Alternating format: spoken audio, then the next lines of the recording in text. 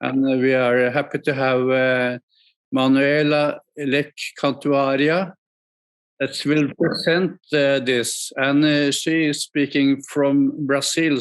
So thank you very much, and thank you for the introduction as well. So it's a pleasure to be here to talk about the results. So it's recent results that we have had in our group about residential exposure to transportation noise and incidence of dementia. So just to introduce myself a bit, my name is Manuela, as Uffe said, and I'm an assistant professor at the University of Southern Denmark, and I'm a guest researcher at the Danish Cancer Society, where I work with Mette Sørensen, that Thomas has mentioned as well in his presentation. So this is one of the recent results from our group, and it's a pleasure to be here and talk about them with you.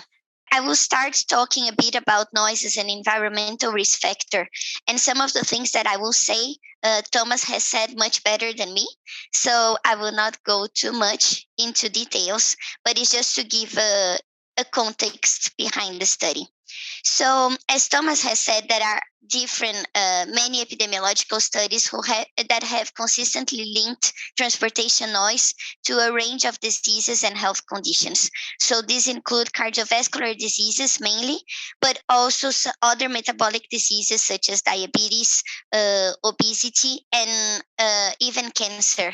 There are studies who have shown a link between the exposure and the disease. One of the thresholds that is commonly used that Thomas has also mentioned is the 55 decibels. So this is used by the World Health Organization and also the European Protection Agency, that if this is considered a threshold where noise is detrimental to our health. And from some statistics, about 40% of the population in the European countries are exposed to noise levels beyond this threshold.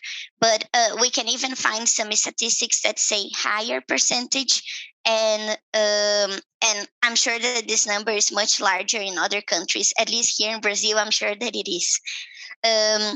So because noise is a very common risk factor, so there are many people that are exposed to, and because of the health effects of these environmental factor, the last study on the burden of disease made in Europe has classified noise as the second worst environmental health risk factor. But as I believe there are so many studies going on that I believe that this the ranking, the noise can actually go even further in this ranking for within some years. But how? A lot of people ask, okay, but how does noise affect our health? And again, I'll not go into details because you have had a great introduction.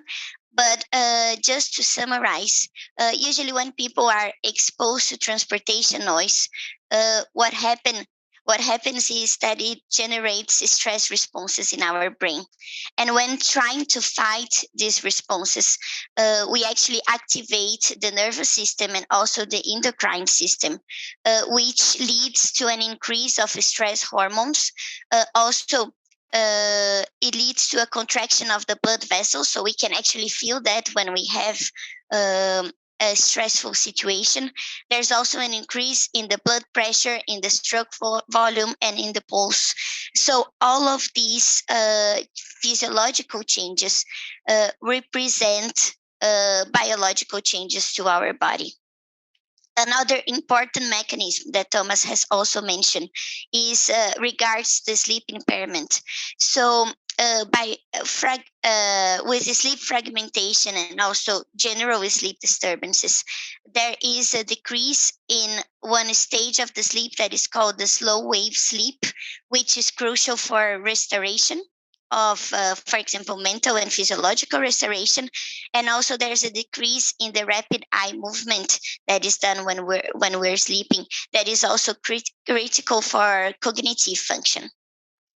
So when we have these biological and physiological changes in the human body, and if we look more thoroughly within the studies in the field, there's actually evidence that transportation noise is associated with an increased oxidative stress, increased systemic inflammation, endothelial dysfunction, and alterations in the immune system. And if we look at these four changes in our body, those are actually early events in the onset of dementia and Alzheimer's disease. So based on this biological and plausible mechanism, our group has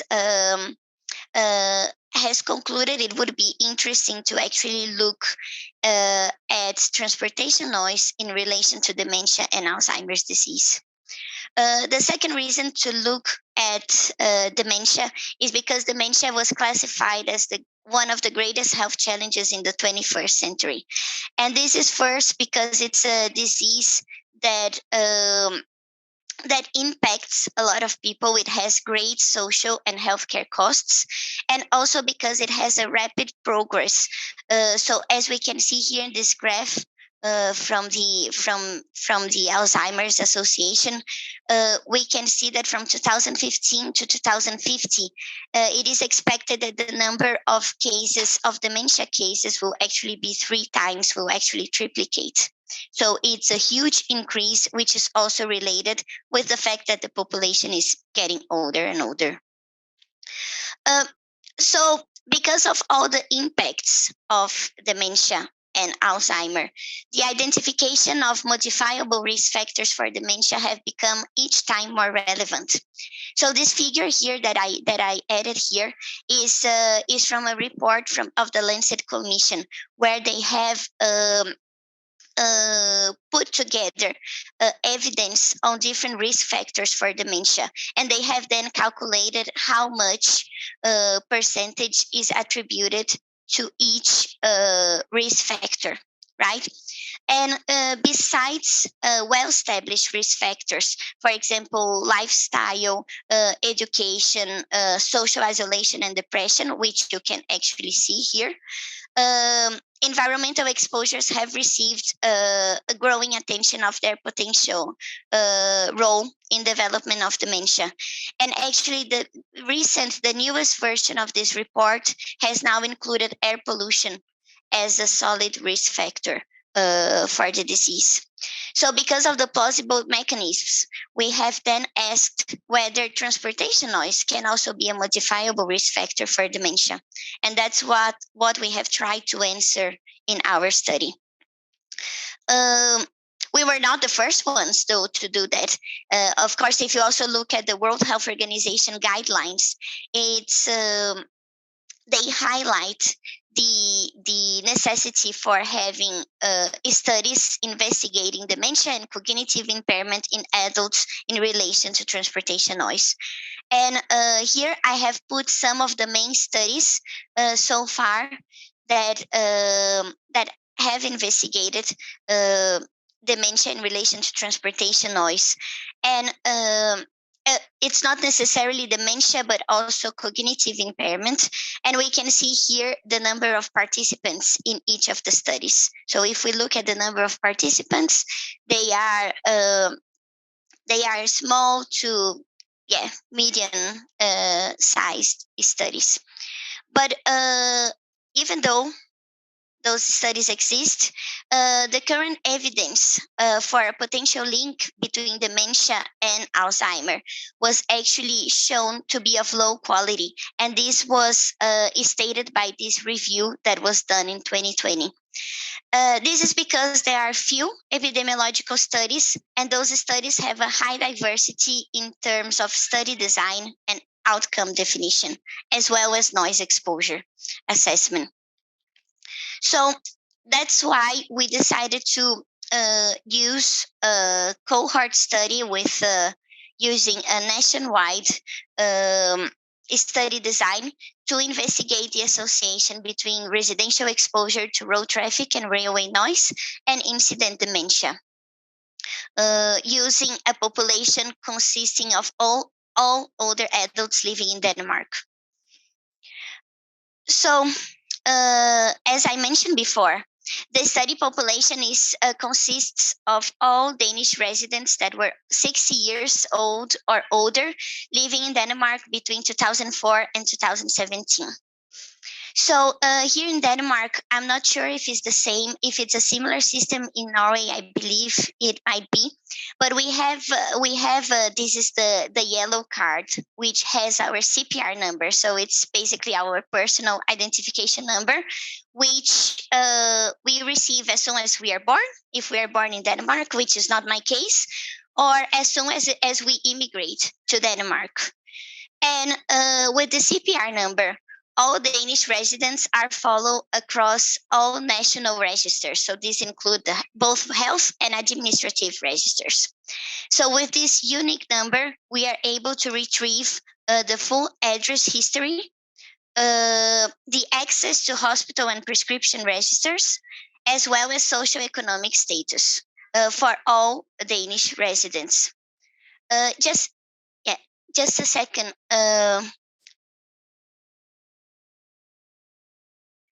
Okay, I'm sorry.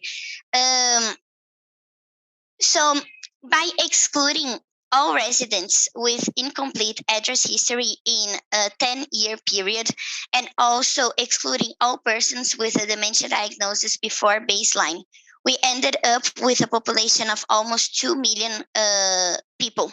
So this is what was part of our study. As Thomas mentioned, and I think I have mentioned, but I'm not completely sure, we have looked not only at all-cause dementia, which would include all dementia subtypes, but we have also looked at specific subtypes of dementia. And to identify those cases, we have looked at 3 different registers that are available in Denmark. So 2 of those registers are the patient register and the psychiatric center register, which we have looked for everybody that has received a dementia diagnosis that would include hospitals, memory clinics, and so on.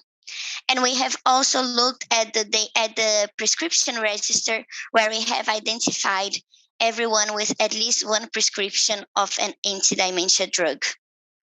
So by looking at those 3 registers, we have identified more than 103,000 cases of all-cause dementia. So this would be the general dementia, the umbrella term that would take all of the dementia cases. And by looking at the specific diagnosis, we were also able to find more than 31,000 cases of Alzheimer's disease, almost 9,000 cases of vascular dementia, and a bit more than 2,000 cases of Parkinson's disease dementia. For the exposure assessment, which I guess is also relevant for us to talk a little bit about, we have used data from 2 different noise pollution models. So the Nordic prediction method that is used to estimate road traffic noise, and the NOR 2000 models, which is used to estimate railway noise. So we have actually data for the entire Danish country, where so noise was estimated for all residential addresses as by using the sound plan software that you can see here. So for road traffic noise, this was calculated for the years for 5 points in time. And for railway noise, this was calculated for 2 points in time, and for all addresses within 1 kilometer of a rail track. For the other years, we have only interpolated so that we had a measure of noise exposure for each address every year, for every specific year. For road traffic noise, different input variables were used, such as the daily traffic, the travel speed, the road type, and so on. And for railway noise, different input variables were used, such as train types, travel speed, the daily train lengths, and so on. So both models take into account the specific geographical address coordinate and also the height, meaning that if we have in a story building, the exposure of the person living the second floor will be different from the person living the ground floor, for example. We also take into account the screening effects from terrains, buildings, and noise barriers, and also the ground absorption and the first and second order reflections from the buildings, from the building facades. So as we can see here in this map, the noise exposure was estimated at the center of all facades of each building in Denmark. We can actually not see, but it was estimated for each of the facades. And we then selected the exposures both at the most and the least exposed facades. And if we look at other noise studies, usually the exposure at the most exposed facade is what is used in the epidemiological analysis, but we believe is an advantage of the study of using the noise at the least exposed facade, because we believe this is an indicator of noise exposure at nighttime when people sleep, because usually, especially at least I would say, especially in Scandinavian countries, people would tend to choose the quiet side of their building to sleep if they have this opportunity. So that's why we also use the least exposed facade also as an exposure metric. So what happened, we had these 2 million people, and for each of these persons in our study population, we have calculated how much exposed to noise they were within a 10-year period. So this was a running mean, meaning that we have calculated for each point in time how much noise the person was exposed within the 10 years prior to that specific point in time. I will go back to that when I talk a little bit about the study design. Another important point is that because we are following people with the CPR number, we're actually able to know exactly where the person has lived within the study period. So if the person has moved from one address to the other one, this was taken into account. So we do an average taking all the addresses in the period. To make this study, we have used a design that is called a cohort study. So I'm sure for some of you, I'm sorry if the information is a little bit too obvious, but I thought it was nice to show a little bit of how the design works. So basically, as I was telling you about, we have followed each resident within time. So let's consider we have this person over here, and we have followed her from 2004 to 2017. However, we want to see how much noise she was exposed to within the prior 10 years period. That's why we actually look from 1994, and we look how much noise she was exposed to. And this is a moving average, right? Meaning that in 2005, we actually calculate how much noise she was exposed to from 1995 to 2005, and it goes like that. So we have this person, but we do that for all persons in our study population, so for the 2 million people. And this is called the enrollment phase. So it's basically when they start to be followed. So for example, person number 2, if he or she was not 60 years old, he turned 6 years old in 2008. So this is when he or she was enrolled in the study, and then it goes like that. The important thing is that we have only used incident cases of dementia, meaning that if a person has had dementia before 2004 or before the age of 60, this person was not included in the study. So we follow these people over time, and afterwards, and we then calculate how much noise each of those persons were exposed to. And at the end of the follow-up, we then see if the person presented dementia or not. So for example, the person number 1 finish the study period without having dementia. But if we continue following the others, we can see that person number 3 and 4, they were actually diagnosed with dementia. And then that's why as soon as they are diagnosed with dementia, they leave the study. Person number 2 did not present dementia, but either died or moved away from Denmark. And that's why this person left the study. But the idea here in the study is to get, for example, if in person number 3 was diagnosed with dementia with 80 years old, we then identify all people with 80 years old and how much noise they were exposed to. And by comparing the noise from healthy persons with dementia cases, we then calculate something that is called a hazard ratio. So the hazard ratio is a statistical measure which will be an indication of how much noise and dementia are connected, are associated. So to calculate that, we don't do it so crude. We don't look only at noise and dementia, but we also take into account the demographics. So if it's a woman, a man, how old are they, and so on. We also look at individual and neighborhood level socioeconomics. So at the socioeconomic status, occupation, and other different factors on that. And we look at air pollution, as Thomas said. It's usually very important to look at air pollution as they are two exposures that are connected. And we also look at the whether they have access to green areas and other environmental factors.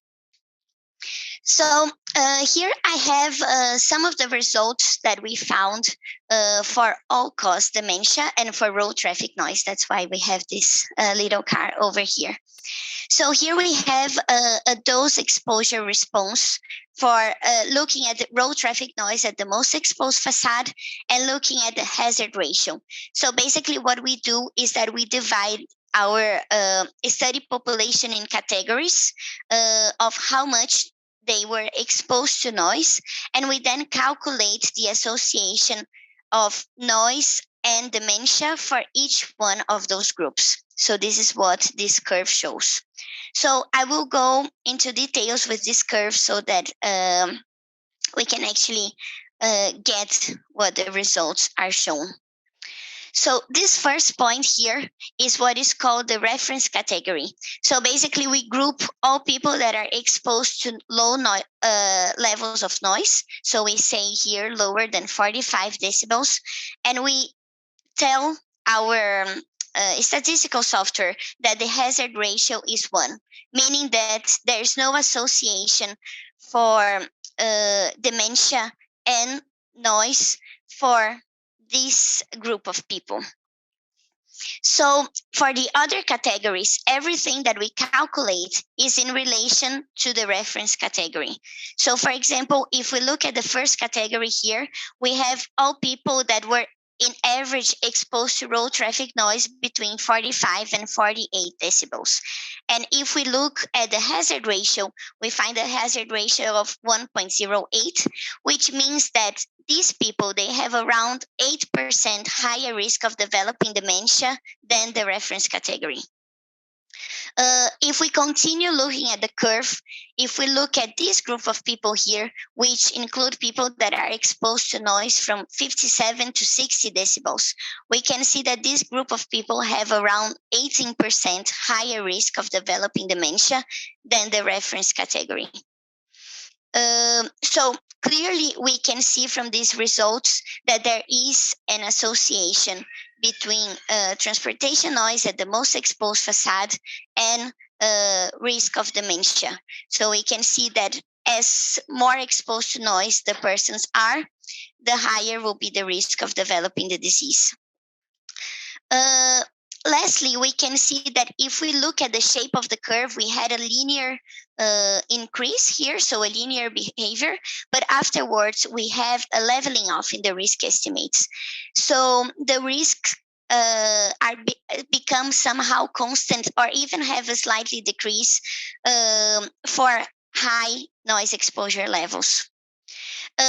What we speculate is that people that usually live in these more exposed areas, they may be more inclined to take preventive measures such as investment in better windows or choosing the quiet side of the room to sleep. So that is why we speculate that. So here, just to compare, I have the results for looking at road traffic noise at the least exposed facade. And as I talked before, this we believe is a surrogate for noise during night when people sleep, as people usually would choose the quiet side of the room to sleep. And if we compare the curves, we can actually see again that we have this leveling off. Here we can see that people that are exposed to road traffic noise between 49 and 52 decibels have around 21% higher risk of developing dementia. And by comparing the hazard ratios, we can see that there are slightly higher risk ratios when noise was measured at the least exposed facade.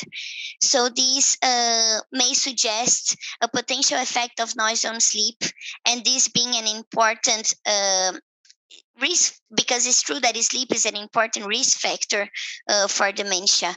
So this is what we believe our results indicate. But of course, those are speculations based on what we saw. So briefly, we have here the results for railway noise. So we can see here again associations between railway noise and all-cause dementia. So we can see everything is higher than 1. And so we found in our study consistent associations between 2 independent sources of transportation noise. So so this is also a way to strengthen the results found in the study. So briefly, I have here some results for the dementia subtypes. So as I told you before, we have looked at Alzheimer's disease, vascular dementia, and Parkinson's disease dementia. So I have here the results for road traffic noise at the most exposed facade and road traffic noise at the least exposed facade.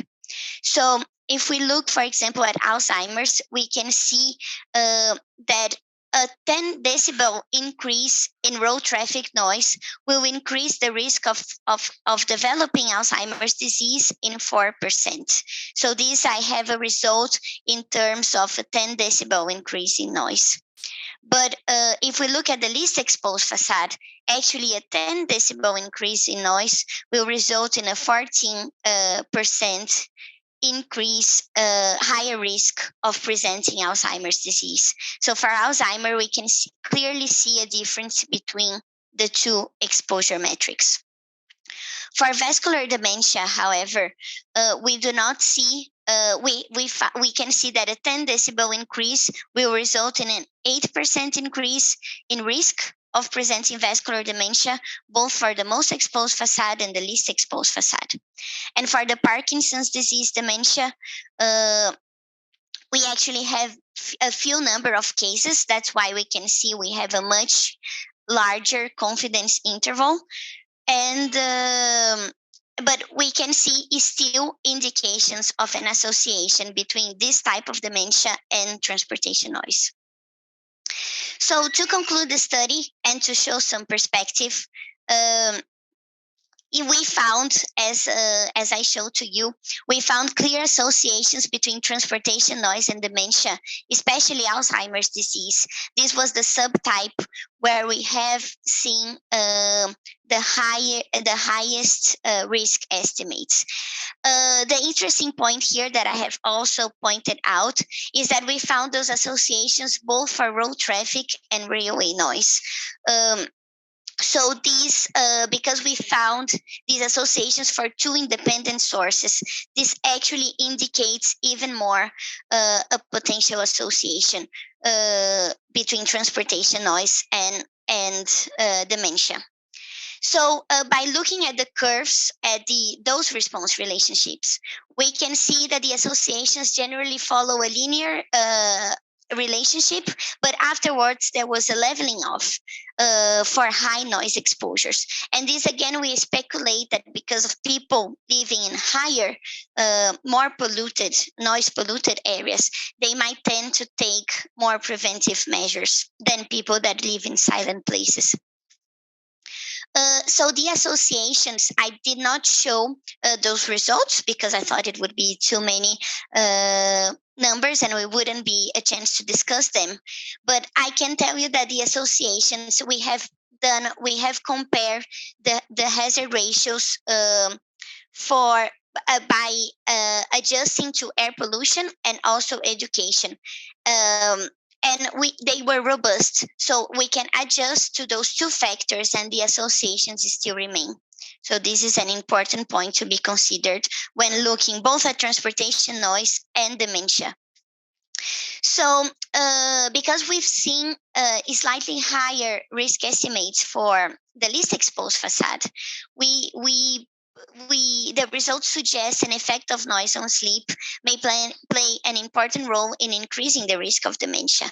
And indeed, as we know, sleep is necessary for mental and physical restoration, and it will increase, having a bad night of sleep will increase the risk for many diseases, including dementia. So this biologically makes sense. And to finalize, it's important to say last year when the study was in the media, there were a lot of people saying, okay, but what should we do now? And it's important to say that this is one of the first studies investigating dementia and transportation noise. So indeed, we found strong results that may indicate transportation noise to be a risk factor for dementia, but we need to have more studies to confirm this. But if this is confirmed, this may have a large impact in the estimation of the burden of disease attributed to transportation noise, and also the healthcare costs that are associated to transportation noise exposure. And this may be even a higher motivation for politicians to take actions on that.